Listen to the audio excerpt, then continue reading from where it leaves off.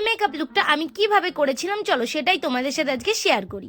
প্রথমে আমি একটা ময়শ্চারাইজার নিয়েছিলাম, সেটাকে আমি পুরো ফেসে সুন্দরভাবে মাসাজ করে করে লাগিয়ে নিই। মুখে ময়শ্চারাইজারটা লাগানোর পর কিছুটা সময় কিন্তু আমাদের ওয়েট করতে হবে যাতে ফেসটা ময়শ্চারাইজারটাকে অ্যাবজর্ব করে নিতে পারে। এরপর আমি লাগিয়ে নিচ্ছি সুইস বিউটির প্রাইমার। এটা হলো পোর ব্লারিং প্রাইমার, যেটা তোমরা তোমাদের মুখে যদি ওপেন পোর্স থাকে তবে লাগিও, আর যদি না থাকে তবে অন্য তোমাদের স্কিন টাইপস অনুযায়ী যে কোনো একটা প্রাইমার লাগিয়ে নিও।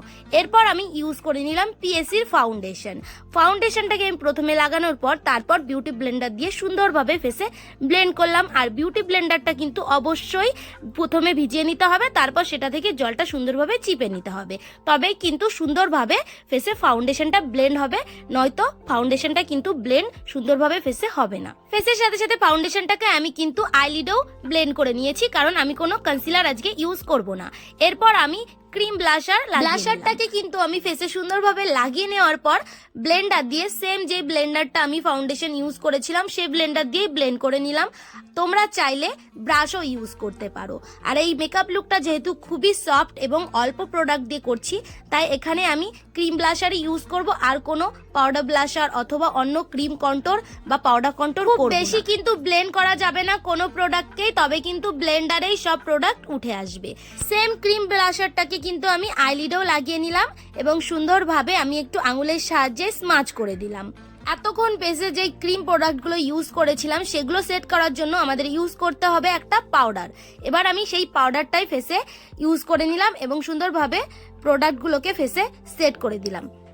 এরপর আমি করে নিচ্ছি আইব্রোটাকে ডিফাইন করার জন্য আমি ইউজ করি পিএসির আইব্রোটাকে ডিফাইন করার পর স্পুলি ব্রাশের সাহায্যে আইব্রাউজটাকে সুন্দরভাবে আইল্যাশগুলোকে বড় লাগার জন্য আমি ইউজ করে নিলাম মাস্কারাটাকে আমি উপরের আইল্যাশে যেমন লাগাবো ঠিক তেমনই কিন্তু নিচের আইল্যাশগুলোতেও লাগাবো, তবে কিন্তু আইল্যাশগুলো বা চোখটা দেখতে আরো বেশি সুন্দর। আমি আগেই বলেছি এই লুকটাতে কিন্তু আমি খুব বেশি প্রোডাক্ট ইউজ করবো না, অল্প কটা প্রোডাক্ট দিয়েই এই মেকআপ লুকটা আমি কমপ্লিট করব।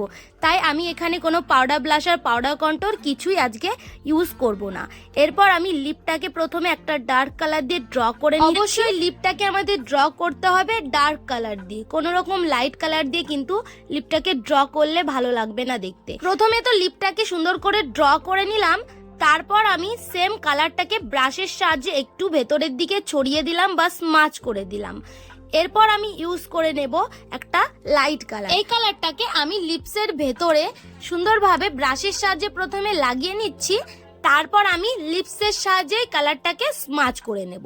তো এভাবেই হয়ে গেল আমাদের খুব সহজ পদ্ধতিতে নিউড লিপস্টিক পরা। এরপর আমি হাইলাইটিং এরিয়াগুলোকে হাইলাইট করে নিলাম।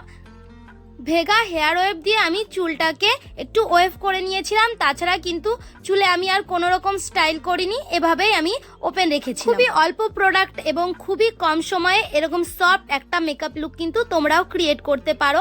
আর আমার এই লুকটা যদি তোমাদের ভালো লেগে থাকে অবশ্যই একটা লাইক, কমেন্ট আর সাবস্ক্রাইব কিন্তু করে দিও।